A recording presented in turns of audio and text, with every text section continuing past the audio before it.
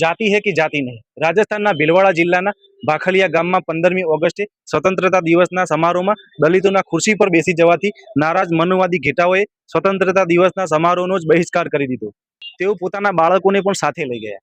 પછી શાળાના સ્ટાફ, બાકી રહેલા બાળકો અને દલિત સમુદાયના લોકોએ મળીને આઝાદીનો દિવસ ઉજવ્યો। આપણો દેશ 15મી ઓગસ્ટ 1947ના રોજ આઝાદ થઈ ગયો, પરંતુ આપણે ભારતના લોકો હજુ પણ ધર્મ અને જાતિથી આઝાદ નથી થયા। આ આઝાદી જૂઠી છે। તો પછી આપણે એકવાર થોભીને પૂછવું જોઈએ કે આ દેશ શું ખરેખર આઝાદ છે અને આ આઝાદીમાં આખરે કોણ આઝાદ થયું છે? જે લોકો રાષ્ટ્રધ્વજ ફરકાવીને સ્વતંત્રતાનો ઉત્સવ મનાવે છે એમણે એ પણ સમજવું પડશે કે આઝાદી માત્ર અંગ્રેજોથી મુક્તિનું નામ નથી। આઝાદીનો અર્થ છે મનુષ્યનું મનુષ્ય સાથે સમાનતાનું સંબંધ। પરંતુ આપણા ગામો અને કસ્બાઓમાં આજે પણ જાતિના નામે નક્કી કરવામાં આવે છે કે કોણ ક્યાં બેસશે, કોણ ક્યાં વાસણમાં પાણી પીશે, કોણ સન્માન પામશે અને કોણ અપમાન સહન કરશે।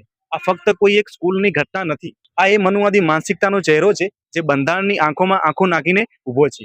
ડોક્ટર બાબા સાહેબ આંબેડકરે જે સામાજિક લોકતંત્રની કલ્પના કરી હતી તેમાં કોઈની જાતિ તેની ગરિમા નક્કી કરતી નથી। ભારતના બંધારણે સમાનતાનો અધિકાર આપ્યો છે। અનુચ્છેદ 14 કાયદા સમક્ષ સમાનતા અને કાયદાઓનું સમાન રક્ષણ। આ અંતર્ગત કોઈ પણ વ્યક્તિ કાયદાથી ઉપર નથી। અનુચ્છેદ 15 મૂળ વંશ, જાતિ, લિંગ અથવા જન્મસ્થાનના આધારે ભેદભાવનો નિષેધ।